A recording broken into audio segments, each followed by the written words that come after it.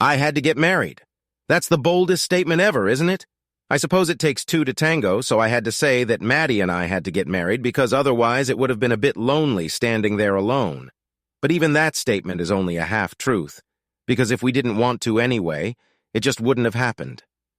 James, Maddie, my steady girlfriend for the past 12 months or so, spoke up one fine Friday evening.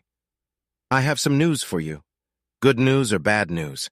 I smiled back, looking at my 5-foot-tall, blonde, slender, and rather gorgeous other half. I'm not sure James, Maddie grinned a little nervously. It could go either way. Depends on you. The rest of the conversation need not be recounted to show where it led. Suffice it to say that within moments we were in each other's arms, professing our love to each other and trying to decide when I would turn my newly pregnant girlfriend into my newly pregnant wife. "Anytime that's convenient for your family," Maddie offered. "I have no family left after Aunt Beth died, and there's no one in Leicester I'm particularly friendly with." It was the truth. Maybe sad, but the truth.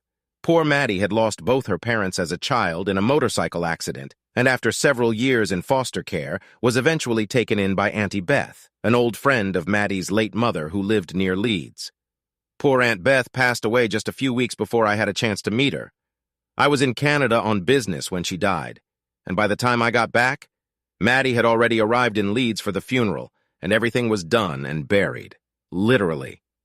"What about Beth's son, Maddie?" I asked somewhat reluctantly, as on previous occasions when it came to him, she had interrupted the conversation. "You were once close to Tom, weren't you? Wouldn't you like him to be present this day?" "Tom's in jail, James," Maddie snapped, irritation evident in her voice. "I've told you before I don't want to talk about him." "Oops, I should have not mentioned Tom. I knew he was serving a sentence at Her Majesty's will, but I didn't know what for or where." Touchy subject. I'd better change the subject quickly. My parents are both retired, so I think any date would suit them. "The sooner the better, James." My future wife smiled, stroking her flat tummy, and her anger was forgotten. "Let's call them right now." And so we did. Just 4 weeks later, we were joined in marriage at the registry office in Bedford, where we lived in the presence of a small group of my relatives and our mutual friends. We traveled to West Indies, where we had a wonderful honeymoon, but it was still a few weeks after we returned when Maddie's tummy began to show signs of our first child, Beth. That's what we named the little bundle of joy that eventually came screaming into the world, with a full set of fingers and toes and a pair of lungs that promised a few sleepless nights. My mom's name was too long and out of fashion, so our daughter was named after the woman Maddie considered her mother. I thought it was fitting, and Maddie loved me for it. Married life was wonderful, and while I don't claim we never had disagreements, Maddie and I settled well together with our lovely little daughter. As Beth began to mature, she did indeed go blonde, and even a hint of red appeared in her hair in the right light. Unlike me with my swarthy complexion and completely black hair, Maddie was a dirty blonde, so Beth took the example of her half of the family. However, little Beth had more of my temperament. She rarely got upset or even cried, unlike Maddie, who was always prone to being overly emotional. A good mix, you could say, the best of both sides, though, of course, I was never brave enough to suggest such a thing to my dear wife. We had been married for almost 4 years, and Beth was already 3 years old when suddenly things went wrong in the Dawson household. Beth was her usual happy self, and I was more than content with my life, but Maddie was clearly not happy. She quit her job just before Beth was born, and since I was making good money, never came back. By then, we lived in a nice little village north of Bedford, and 2 or 3 times a week, Maddie would take Beth to Bedford to do some shopping, take her to the clinic, or just meet up with friends she used to work with. Yes, and when I was around, we would sometimes meet for lunch, which was very nice. But lately, she was coming home in a very pensive mood after trips into town, and something was clearly bothering her. Maddie had been prone to periods of moodiness in the first few weeks we'd been dating after a mutual friend introduced us. It was obviously due to her concern that we'd gotten into a serious relationship pretty quickly, but she'd put it out of her mind a long time ago. I asked what the problem was, of course, but all I got was a good old-fashioned shake of the head. I considered the possibility that she was having an affair with some guy, but she always had Beth with her, so it didn't seem even a remote possibility. As it turned out, I was right in that assumption, but it might have been better if that was the case. "What's the matter, Maddie?" I demanded finally, more insistently when she had completely collapsed. She looked up at me and just stared sadly for a while before she spoke. I think I owe you an explanation, James. You're going to find out soon enough anyway, so I might as well get it over with. Find out what? I asked, and her words filled me with dread. Was she sick? Was there something wrong with our beautiful daughter? Put Beth to bed, dear, she suggested with a sigh. Then come downstairs and we'll talk. Okay. I tucked baby Beth in and carried her upstairs, glad that she was so sleepy and didn't insist that I stay up to read her a story. I wanted to go back downstairs and find out what the problem was. If I had known at that moment, I would have stayed with Beth longer. Heck, if I had known what was going to happen, I might never have left her bedroom. Come and sit here, James, Maddie told me, pointing to a chair on the opposite side of the table where she was sitting, not next to her, which was not a reassuring sign. James, dear, she began, taking a deep breath before continuing. You've asked about Tom a few times, and I've never told you anything, have I? No, I agreed. You always blow me off. Well, it's time to tell you about Tom. Maddie continued in no more than a whisper. Tom is a couple years older than me, and when I was younger, he was like a big brother to me after I went to live with him and his mother. Sounds pretty normal, I added to cheer her up. Yeah, but things changed when we got older, James. Maddie continued avoiding my gaze. We weren't really related, and we became, well, as boyfriend and girlfriend. I just nodded, wondering where this conversation was going and suspecting I wasn't going to like it. Then as we moved into adolescence, we became something more, much more. And what did his mother make of that, I asked, trying to keep my voice even and not thinking too hard about what much more meant. She was all for it. Tom was a bit of a wild boy, just like his father was before he died on his motorcycle. I never told you, but the reason my parents and Tom were so friendly was because they were all bikers, Hell's Angels and all. Hell's Angels, exclaimed I, completely caught off guard. Yeah, Maddie replied, all four of them. But your parents died in a bicycle accident too, didn't they? Yes, they died, Maddie admitted sadly. They were riding in a big group to Brighton for a week when they took a corner too fast and wrote themselves off. And Tom's dad? I asked cautiously, already knowing the details of her parents' deaths, but wondering if there was more to it. It happened just 4 months later when he was driving to work. He was hit by a truck, and Aunt Beth lost her husband and 2 best friends in such a short period of time that she never got on a bike again. She grew to hate those things. Well, that's understandable, I sympathized, having never liked those things myself. In my mind, anything that traveled the roads on 2 wheels was either a bicycle if it didn't have an engine or the front, or back half of an automobile if it did. Then Aunt Beth took me in and raised me as her own daughter, Maddie continued. But she was in favor of Tom and you being together. Yes, she was in favor of it, continued Maddie, and her whole demeanor indicated that she was half back in those days. Like I said, Tom was a real wild man, desperately fond of motorcycles and raced them without any fear, just like his father. Beth hated the thought of what might happen to him, and I guess she figured I could be a good influence on him. And did you? I guess not, Maddie sighed. In fact, it was the other way around, and I ended up being as wild as Tom. We were part of a motorcycle gang, and we did all kinds of stuff we shouldn't have been doing. Quite a lot of stuff that legally we shouldn't have been doing. You mean speeding? I asked. Yes, of course, but a lot of other things, too. We all had a great reputation with the local police. Is that how Tom got locked up? I speculated aloud, still trying to realize that my dear sweet young wife had once been a biker. At least that might explain the tattoo on her ass, which she never wanted to explain. Maddie didn't answer right away, just sat there looking like she was gathering her strength to say something to me. Sort of, she finally muttered, and I waited for her to continue. We were out with the bike club one night and on our way back from Manchester when we stopped to meet up with another group we knew. Tom was riding his new Honda with me on the back, and I was desperately begging him to let me try it. I didn't actually have a license, although I had ridden a less powerful Suzuki he had before, but I had never tried anything as heavy and powerful as his new bike, so he didn't want to. This upset me, and like a fool I started flirting with another biker named Mike who rode with another gang. I knew he always liked me, and I tried on him a few times. Since I'm being honest, I'll admit that he and I had a bit of history when Tom wasn't around. Of course, we never went too far with him, but there were a few times we went beyond just kissing. "I can't believe what I'm hearing, Maddie," I gasped. It seemed almost impossible to me that the mother of my child could behave in such a way. "It was all a few years ago, James," she replied with a remorseful look. "I'm a few years older now and much wiser than I was then, dear. Are you sure you want me to go on?" "Yes, go on, Maddie," I told her. "This was all before I knew you. I admit I'm surprised by all this, but it doesn't affect my feelings for you in any way." My wife let out another heavy sigh and smiled sadly at me, but otherwise remained silent, and I had to gesture again to ask her to continue the story. Tom, God bless him, became very jealous of the way I was acting, and the two gangs began to feud a bit with each other. Trouble was brewing, but I, silly little cow, just kept enjoying the turmoil I was creating. Eventually, Tom came over and tried to pull me away from Mike, but I wouldn't budge.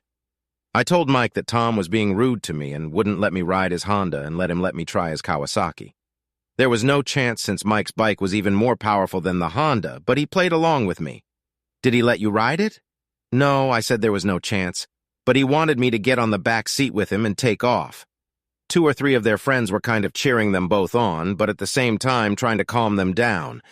But then Mike went even further and said that if I went topless and rode on his back with him, he'd let me take the back afterward. "Topless?" I exclaimed incredulously. "What made that idiot think you'd do that?" "Because I've done it before James several times," she shook me awake. "Only on your back with Tom, of course." "I'm having a hard time accepting all this, Maddie," I told her, shaking my head as my stomach did some results. "It's not like the girl I met and married.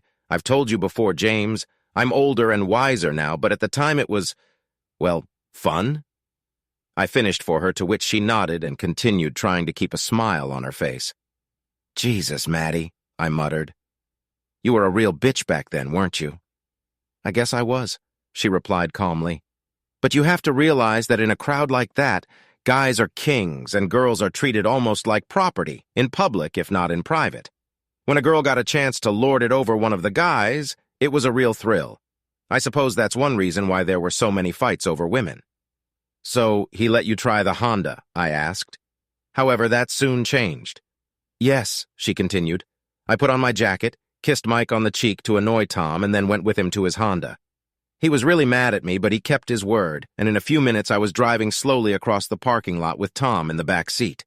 I loved it, and by then I think even Tom was starting to be okay with it since I was doing so well. And then it all went to shit." "What happened?" asked I impatiently. "Apparently I pissed Mike off, and he, coming over on his Kawasaki, started edging me. Tom started getting angry and told me to stop, but of course I knew better and started going faster. Then Mike pulled out of the parking lot and roared down the road, and even though Tom was yelling at me, I raced after him. At that moment, I couldn't help but notice that tears appeared in Maddie's eyes, and it looked like she was about to burst into tears. I moved over and hugged her, urging her to take her time, but she shook her head and continued, starting to sob as she finished her story. Mike drove faster and faster, and like an idiot, I chased after him. It was exhilarating, and I ignored Tom's shouts for me to stop and kept going. At this point, Maddie burst into tears, sobbing so pitifully that I couldn't understand what she was telling me, and it was several more minutes before she could finish her story. By then, I had already guessed it wasn't going to end happily, and I wasn't wrong. Mike had fallen behind and was riding beside us, encouraging me to go faster and faster, and Tom was going crazy, pounding me on the back to slow down. But I wasn't slowing down. I tried to pass Mike, but I couldn't do it. I lost control. "What happened, Maddie?" I asked softly, hugging her as she cried aloud, remembering the obviously horrible experience. The Honda slid out from under me and slammed into Mike's car. I didn't realize what had happened, and the next thing I knew, I woke up in the hospital sometime later in some sort of coma. I had a pretty bad bump on my head, but fortunately for Tom, he was more or less unharmed. "And this Mike," I demanded. "What happened to him, Maddie? Dead?"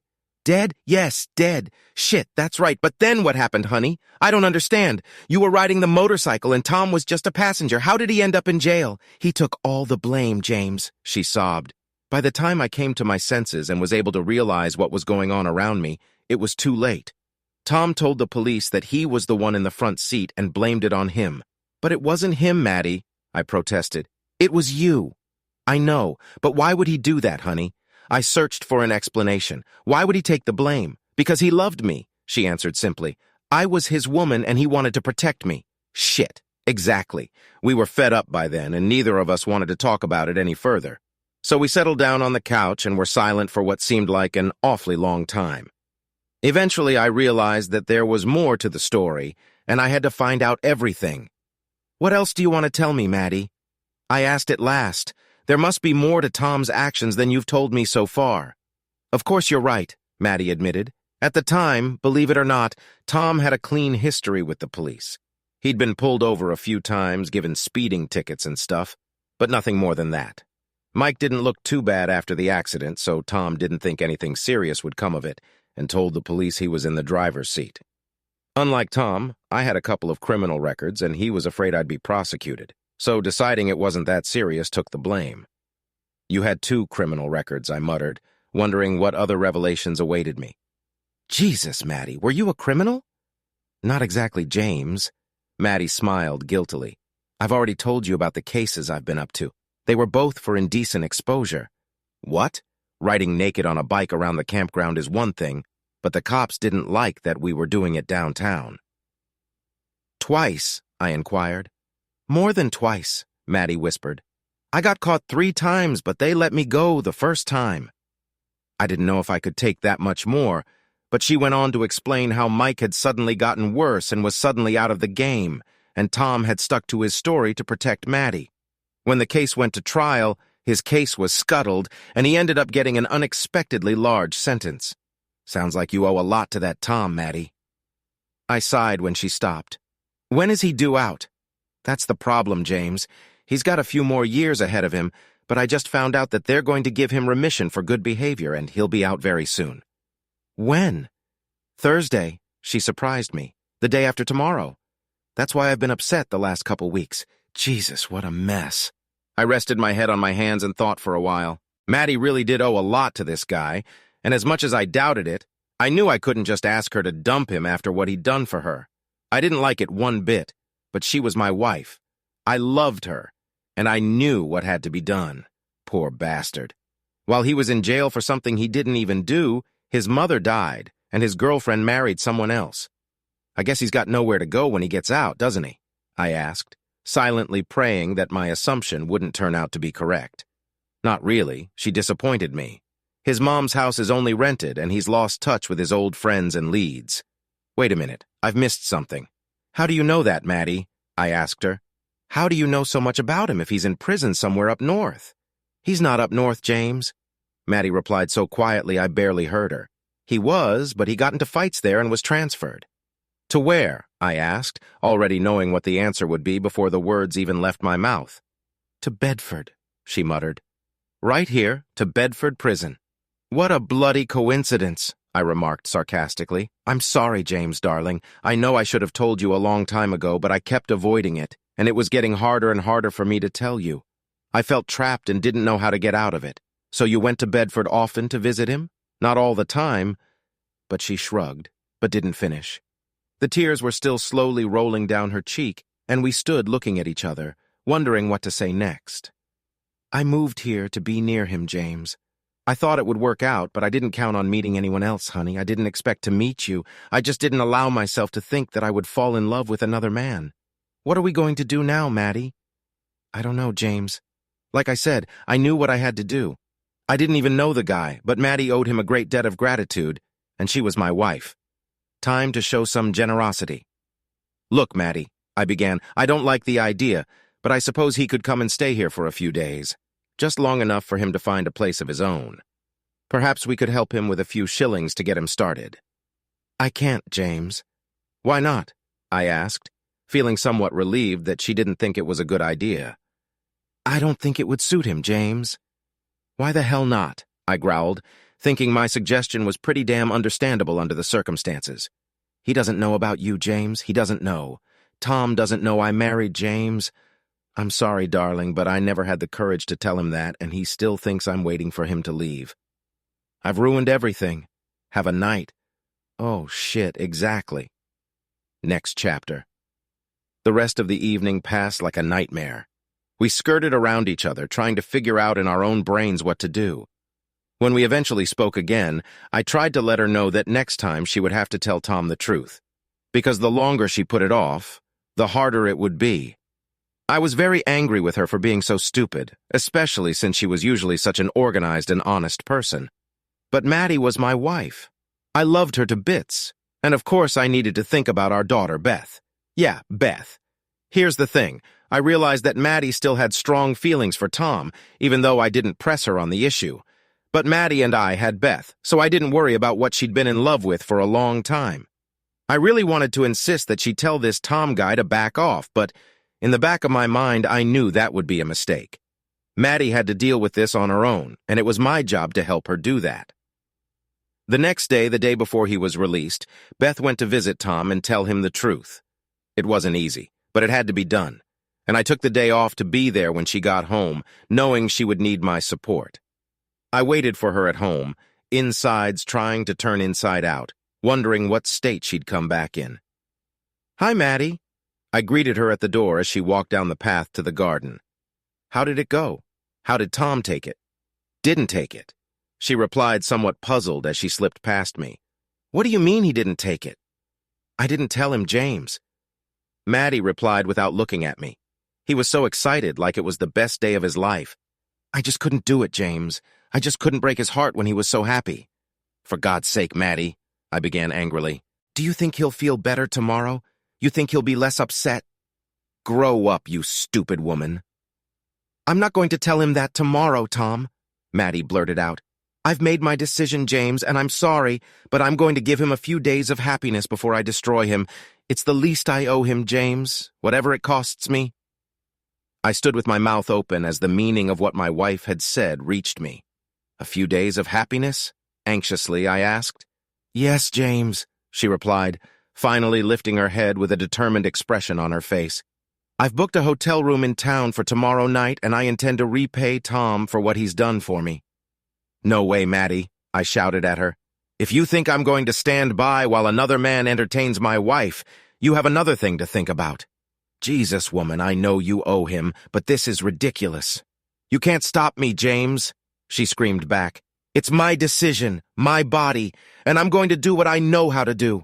I owe him so much, James. Please try to understand. I do understand. You're going to let another man entertain you. It's not going to happen, Maddie.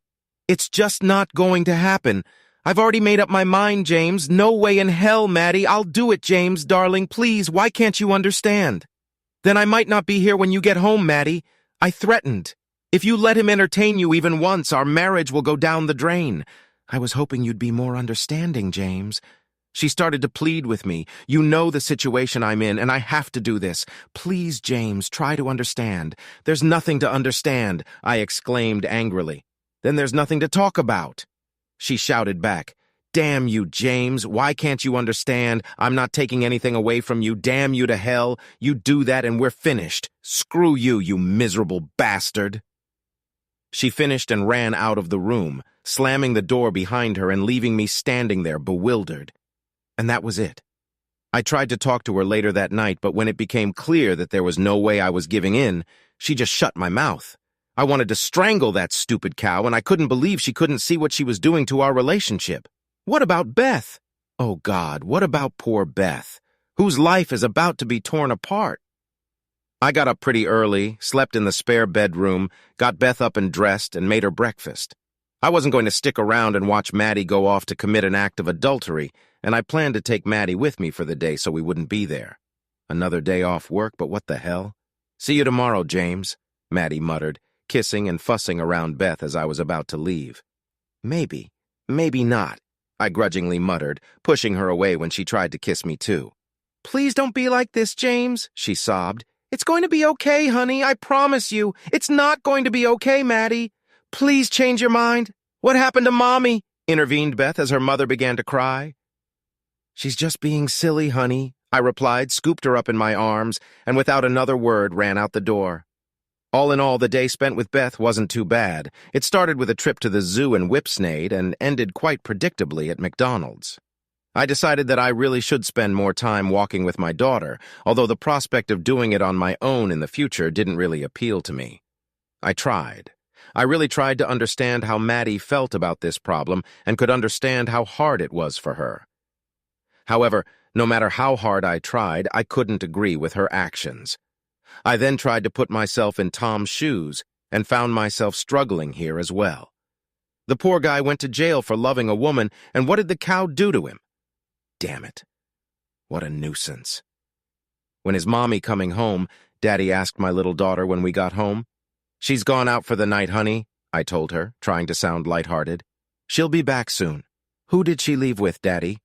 Just with a friend, I replied, not wanting to spread the word. Is it Tom? She then shocked me, never having considered the possibility that my daughter might know something about him. How do you know about Tom? I asked nervously. Mom and I visit him, Dad, when we go to Bedford. It's not very nice there, but Mom says he can't live with us because the people there say he should stay where he is. I looked at my little daughter in bewilderment. What a bitch my loving wife had turned out to be behind my back. Not only had she deceived Tom and me, she'd taken our daughter to see that bastard in that damn prison. I began to wonder if I even knew my wife. Mommy said Tom will be out soon, Daddy, Beth continued. What does that mean? It means he won't have to live in that disgusting place anymore, honey, I told her without hesitation. Oh, good, she replied. He's really nice, Tom. Will he be able to come and live with us then? I don't think so, Beth, I replied sadly. I just don't think it's possible. That night was awful, and I just didn't want to put my daughter to bed. It was one of those rare occasions when she had to tell me she was tired and wanted to go to bed. Eventually, she fell asleep in my arms, and I held her in my arms for a while longer before I finally gave up and carried her into the bedroom, taking no pleasure in the thought of having to spend the rest of the evening alone. The phone call certainly didn't help. Hi, honey, Maddie greeted me as I reluctantly picked up the phone. What do you want? Rudely, I replied. Please don't be like this, James, she begged. I'm just calling to make sure you're both okay. Beth is fine, I told her. She's already in bed. And you, James? Maddie fiddled. Are you okay? Have you done this before? I demanded angrily, ignoring her question. Please, James. Has he entertained you yet? I repeated, even louder, interrupting her. James, answer the damn question, okay? I shouted at her. Yes, muttered Maddie in response. It's happened twice already, and it'll happen again when he comes back. Hope you enjoyed the hell out of it, you cheating bitch. I did, she shouted into my phone. Her temper as much as mine. What's more, he knows how to pleasure a woman. There was silence after that statement as I recoiled from her words, and she apparently realized exactly what she had said to me. James, honey, she cried out desperately after a few moments. I didn't mean to say that, honey. I swear I didn't. I don't know how she finished that sentence.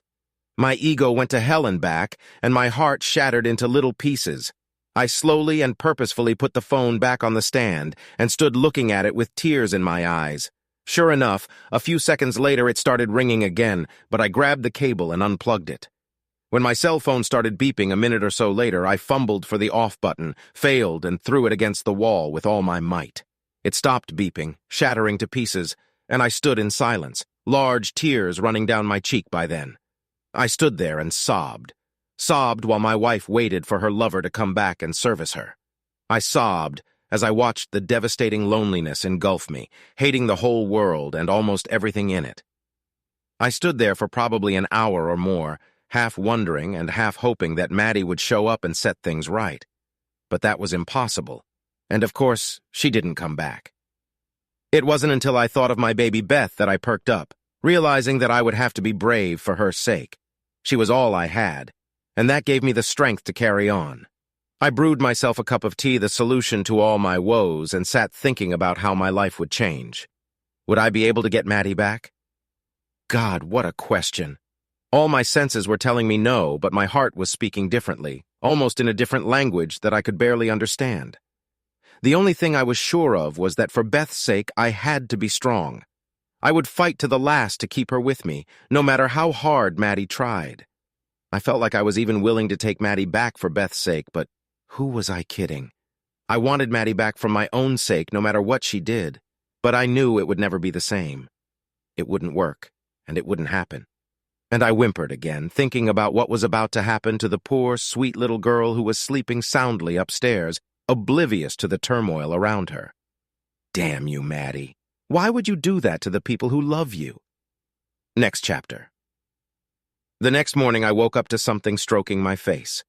Wake up, Daddy, I heard through my foggy brain. Why didn't you go to bed last night? Good morning, sweetheart. I greeted her sleepily. I just fell asleep on the couch and forgot to go to bed.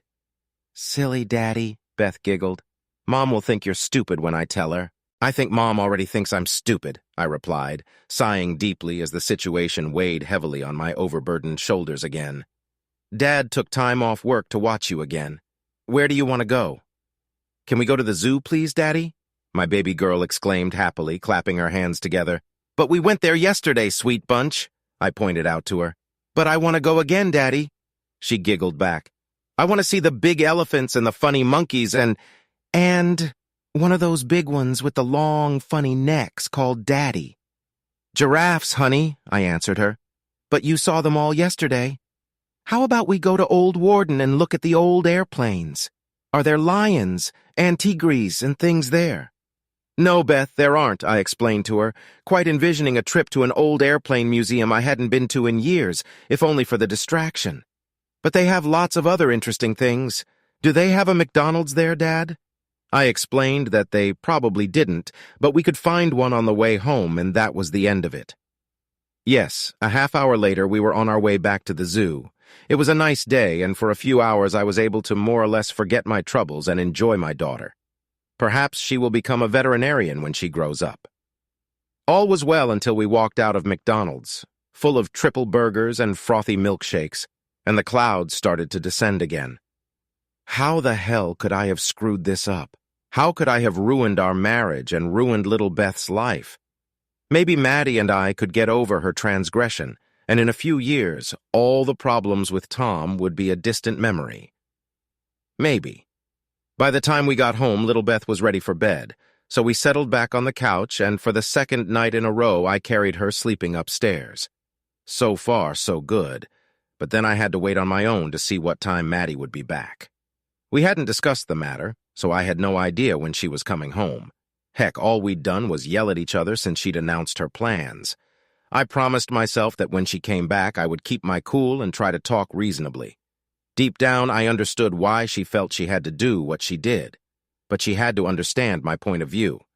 I highly doubted we could overcome what I only saw as her cheating on me, but for Beth's sake, I would do my best, but only if she did too.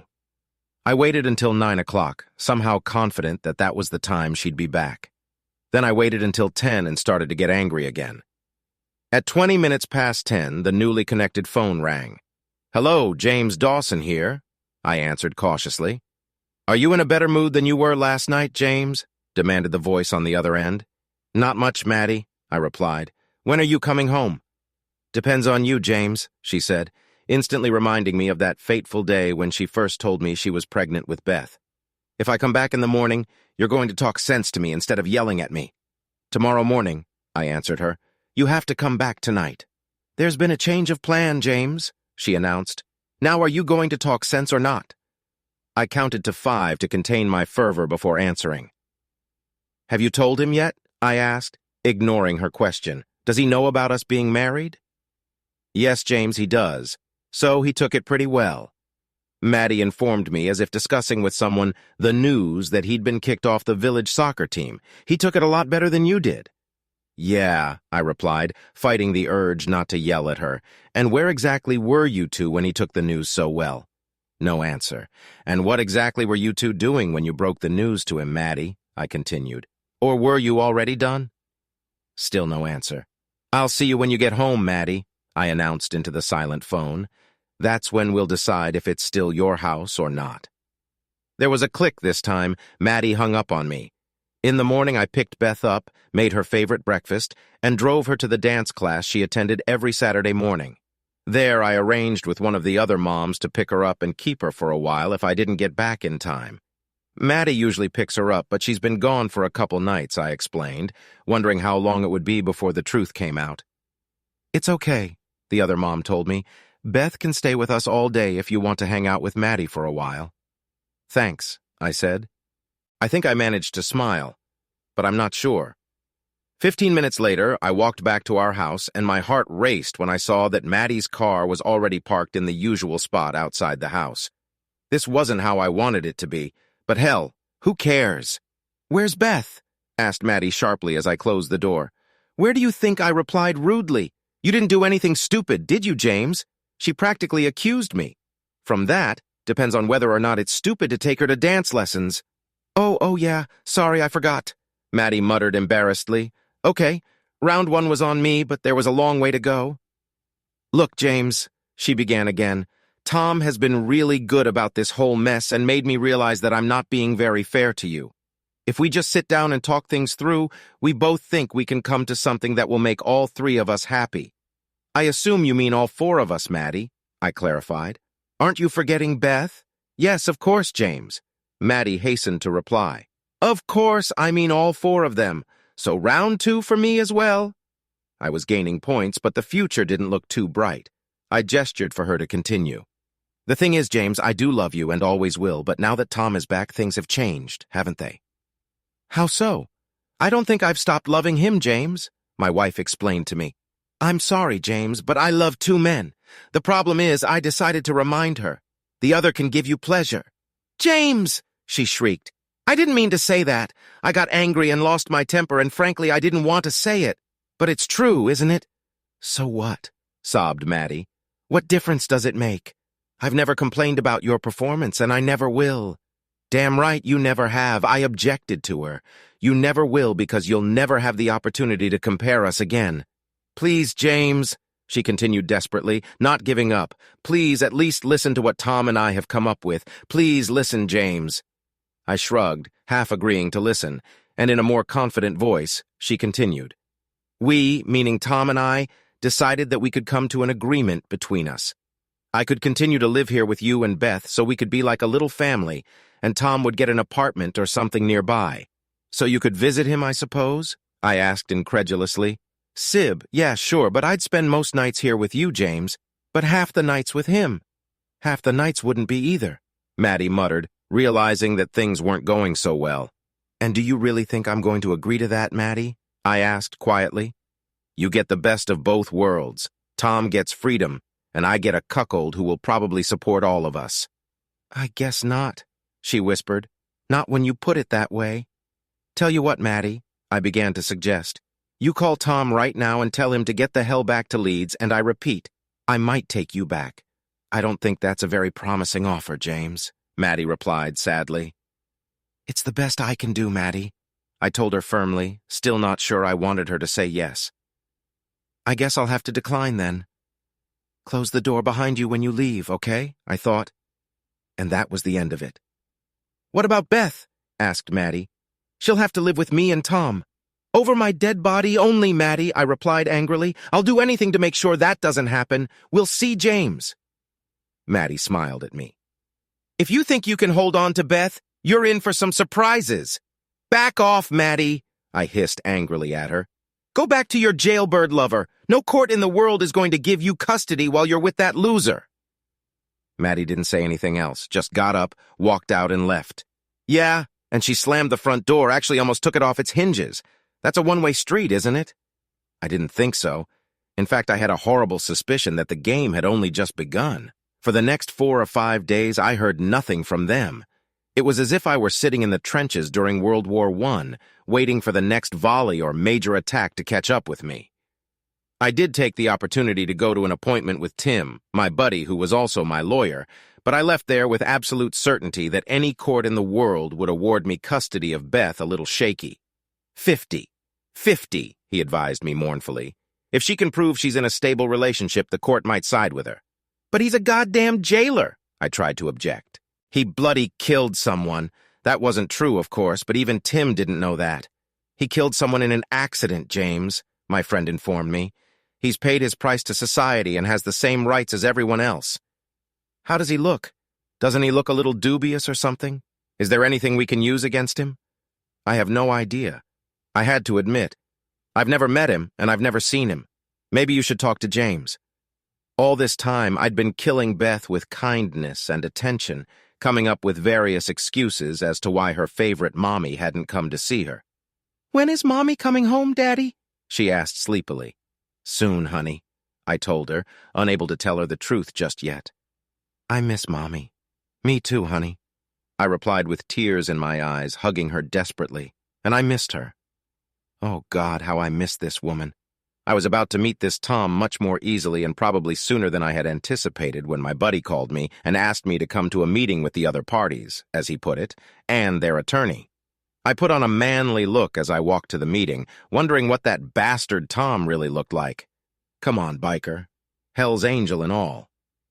I expected Tom to be some fat, long-haired scumbag. The tall, clean-shaven, blonde-haired, somewhat slender, and athletically built man who appeared before me took me by surprise. "Hi, James." He greeted me with a nervous smile on his face, extending his hand for a handshake. "I'm sorry we have to meet like this. I'm actually sorry about all of this." Oh, shit. I really wanted to hate this guy, but I accepted his hand and shook it.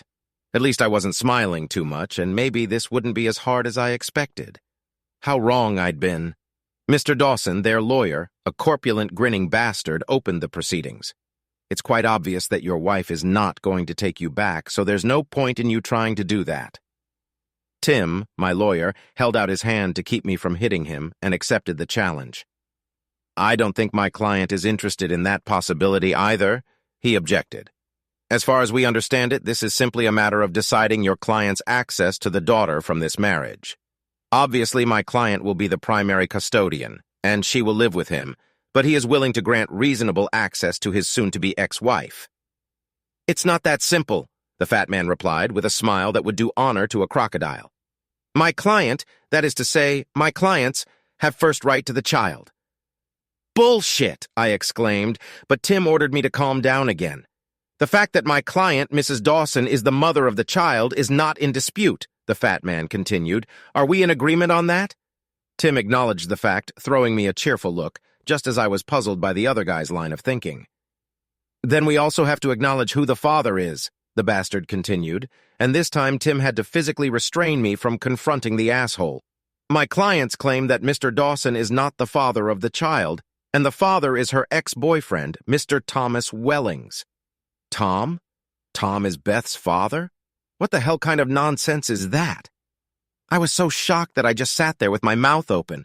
"We have documentary evidence, medical evidence, that Mr. Wellings is 99% certain that he is the child's father by birth.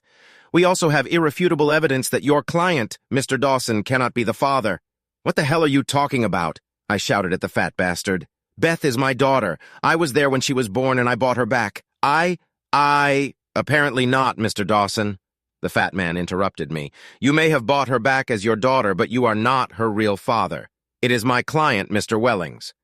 "But that's impossible," I protested. "He was in prison when Maddie became pregnant. I was there when she was born, for heaven's sake. It's just not possible." My clients explained that to Mr. Dawson. He continued monotonously. "Apparently you were in Canada when Mr. Wellings' mother died, and he was granted compassionate leave from prison to attend her funeral. My client, Mrs. Dawson, then Miss Jones, also attended the funeral, and they, well, let's just say they had the opportunity to get reacquainted." I felt the room begin to spin as I took in what he was telling me. I couldn't believe it, but deep down I knew it was possible. I was swarthy and generally stocky. Beth grew tall, slender, and blonde, just like her father. Oh, shit. As the room swirled around me, Maddie burst into tears and ran out of the room. Tom got up to follow her, but hesitated. "I'm sorry, James," he said to me. "I swear to you, Maddie had no idea you weren't Beth's father until she started growing up and looked like me." "That excuses her?" I shouted at him. "Does that make it acceptable to have fun with you when she was actually engaged to me?" "No," he agreed quietly, shaking his head. "Maddie has no excuse for her behavior, but I love her, always have, and oh shit, James, I'm so sorry." With those words, he turned on his heels and followed Maddie out of the office. "Well, Mr. Dawson," the fat lawyer spoke again, "can we make a deal? I'm having a busy day, so if we could come to some acceptable terms, perhaps—" Before I could react, Tim jumped to his feet and yelled at the other attorney. "Shut up, you miserable bastard. One more word and I swear I'll ram your nose through the other side of your face myself." "Not very professional," the fat man remarked snidely, but stood up, gathered his papers, and hurried out of the office. "You'll be hearing more about me. Sorry, James," sighed my buddy, my personal legal eagle, as he walked away. I didn't expect that. No, neither did I. My story doesn't end there, but it might be worth mentioning that the sight of Maddie's back as she ran out of the office was the last time I looked at her. Had I known that then, perhaps my actions over the next period of time might have been different, but on reflection, perhaps not. Tim phoned his secretary and told her to cancel all business for the rest of the day, and despite her protests, he took me under his arm and practically dragged me in a daze to the nearest pub. There, the two of us drank the first 3 pints in the time it took to order them, and within the next hour, somewhat mysteriously, 5 or 6 of my best buddies showed up to help me drink myself into unconsciousness. I don't remember the end of the evening or leaving. Nor can I remember the next day, as the first coherent thought came to me the next morning. I woke up in a strange bed with a strange woman. I never realized what the arrangement was, but if anyone was paying her, it certainly wasn't me. Anyway, the girl disappeared and I never saw her again. I'm not going to pretend that a black cloud has descended on me and I've withdrawn from the world. I'm the kind of person who thinks his glass is half full, not half empty, and with that positive attitude, I set out to organize my life. Okay, there was a black cloud, of course, but I tried my best. I met everyone who came my way, pretty or not, but most often I came across women with children, single mothers, or divorced. As you can imagine, this made me quite popular, and I got my just rewards quite often. But the only one of them I developed feelings for dumped me when she accused me of only needing me for my daughter. That's right. I was trying, perhaps overzealously, to replace my daughter Beth. I was trying to find a partner to replace Beth. Crazy? Yes, I know, but that's what it was. Eventually, I realized my problem and tried to work it out. It cut down on the number of women I dated, but there was nothing wrong with that. What about Beth herself, you might reasonably ask?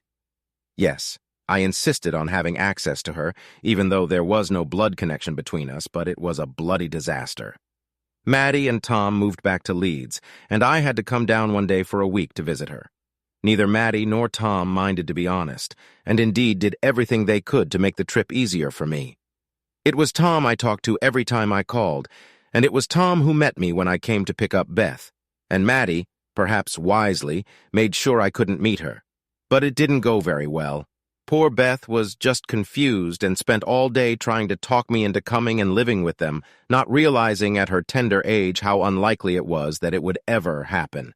She went on and on about it, unable to accept that Daddy didn't love Mommy anymore, constantly telling me how good Papa Tom was and how happy I would be. When I took her back, she started crying when she realized I was going to keep her and clung to me, screaming out words and throwing tantrums. Eventually, Tom had to pull her off me and hold her in his arms as I ran out of the house, my tears matching poor Beth's. It was awful and broke my heart again, perhaps even more than before. It was the worst decision I'd ever made in my life, but I vowed from that moment on that I would not visit her again. I couldn't put little Beth through that kind of suffering again, and I didn't think I could take it. When I told Tom about my decision, he tried to talk me out of it, saying that they would do everything they could to make it less traumatic next time. But deep down, we both knew it had to be for the best. In the end, we agreed that I would give her 6 months to give Beth time to settle into her new life, and then we would see. We agreed, but we both knew what that really meant, which was that for her sake, I would no longer be involved in her life. Maybe when she grows up, I promised myself. Maybe when she graduated high school or something. I promised myself all sorts of things, but in reality, I was once again completely on my own, and the memories of my wife and daughter were just memories. I will be forever grateful that I was not suicidal. Life went on as it usually does, and my painful memories faded somewhat.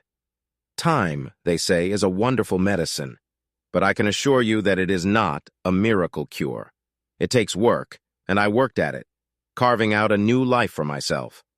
When the first Christmas came, I couldn't let it go by without doing something. I went and bought a gift for Beth and sent it off, not knowing how to sign it or say who it was from, not wanting to renew old heartache. I was quite surprised when I received a letter from Leeds the week after Christmas. Yes, Beth had written me a little letter thanking me and telling me something about her life. Obviously, some adult had helped her, and I was pretty sure it was Tom, not my ex-wife. I wondered if she even knew the letter had been sent, but I didn't let myself dwell on that possibility. In the letter, she referred to me as Papa James. I know this meant that I had been demoted and that Daddy was undoubtedly now Tom, but it actually cheered me up a lot. I was sure that Beth had two parents who loved her, and that I had a name by which she would probably always remember me. Daddy James. I continued to send her gifts for every birthday and Christmas, continued to receive thank you letters from her and pictures, proudly noting how her handwriting had improved over the next couple years or so. Often, Tom would send a little note to tell me how well she was doing in school or dance class or something, but never once did he mention that I should visit her again. I guess I had secret hopes that we'd meet again soon, but a year or so later, Beth mentioned her little brother in one of her letters, and I realized I'd better not drag this out. Tom and Maddie had two children, and I didn't become part of that family. Next chapter. Not surprisingly, my buddy Tim's wife had a friend. Well, sure, she had lots of friends, but you know what I mean? Her name was Sally. She was a lawyer, a couple years younger than me, dark-haired and slender, with the most fantastic pair of legs I'd ever seen. The fact that I'm mentioning her here at all obviously meant that Sally had become something special, our interests aligned to such an extent that it seemed as if we'd always been meant for each other. Eventually, I popped the question. We were both divorced, had good jobs, and just loved each other. "Oh, James," she answered me with a wide smile on her face. "I'd love to, but there was one but, an unspoken but undeniable but." "What is it, Sally?" I asked, wondering what that but might be. "I know your story, James," she replied quietly. "You're going to want to have children, aren't you?" "Of course, Sally," I grinned back. "At least 2 and maybe more. But I can't have children, James." She shook me. "That's why my last marriage broke up. My ex desperately wanted a son to continue his family line." "You never told me that," I whispered, remembering that her ex-husband David was some petty baronet or something, which was why a son would be so important. "Whose fault is that?" "Mine, James." We were tested and David was fine, but my ex turned out not to be quite what they should be. Not impossible, but not very likely. "And he ended your marriage just because of that?" I asked, surprised. "David always seemed like such a nice, reasonable guy whenever I met him." "No, it wasn't just that."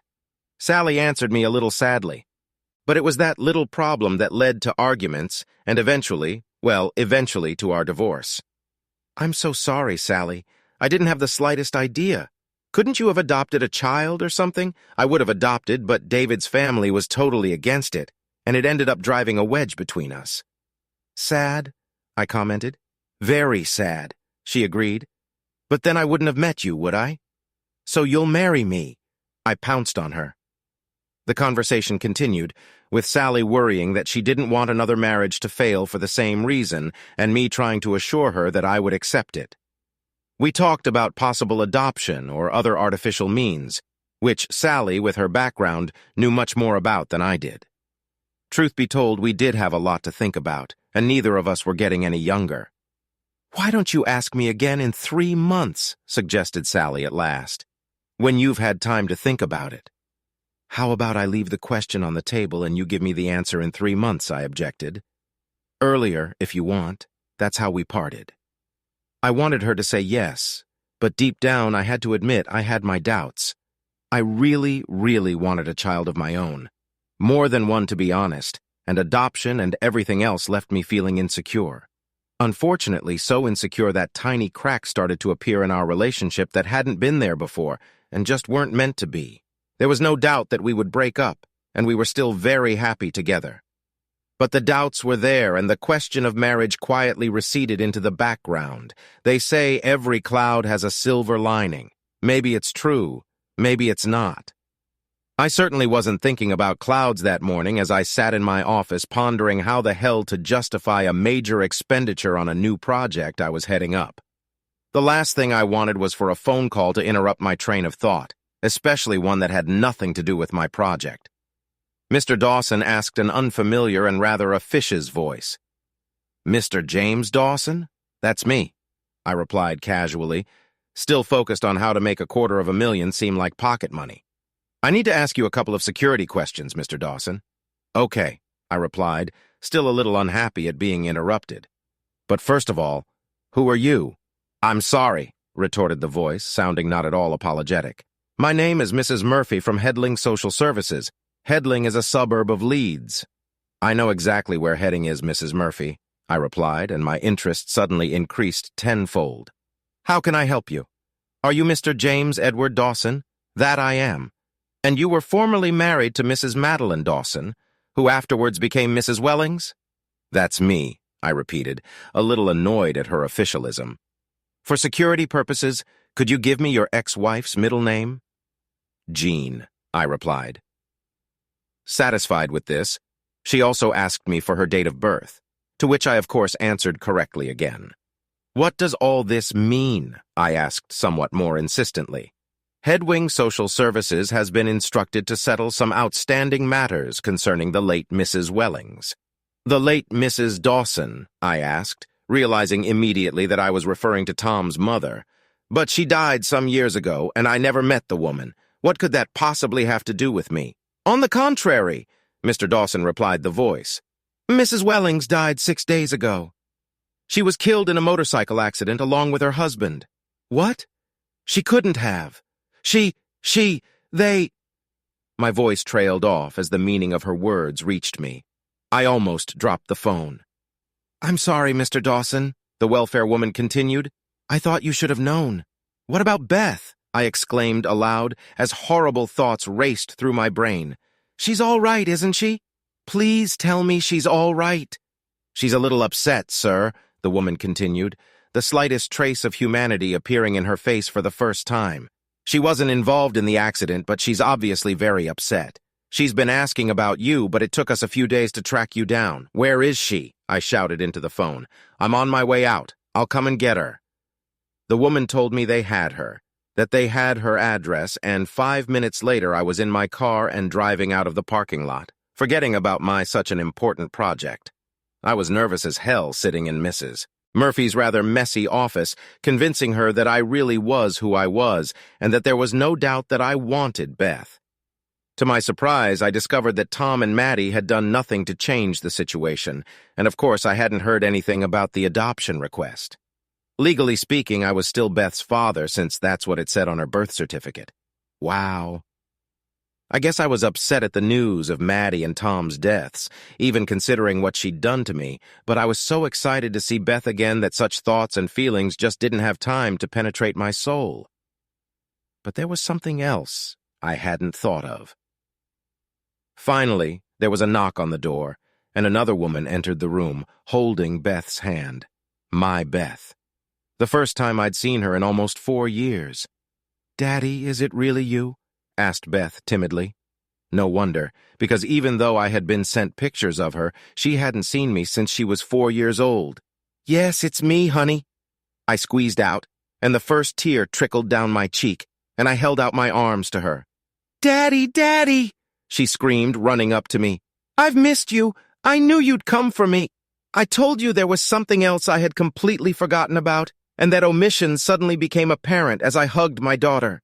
When I tried to lift Beth into my arms, something was wrong. When I looked down, I was surprised to see another toddler clinging hard to Beth's skirt. Oh, shit, I'd forgotten. Beth had a little brother. This is Jimmy, Beth introduced me as I pulled her down to the ground again, not wanting to scare the poor little guy with a tug-of-war victory. Nevertheless, the poor little guy looked like he was about to burst into tears. He was about 3 years old or so, and he looked like a real baby. Dark-haired, strong-built, looked like a future rugby player. He was clearly scared to death, but he held himself manfully, not knowing what the future held for him. Hi, Jimmy.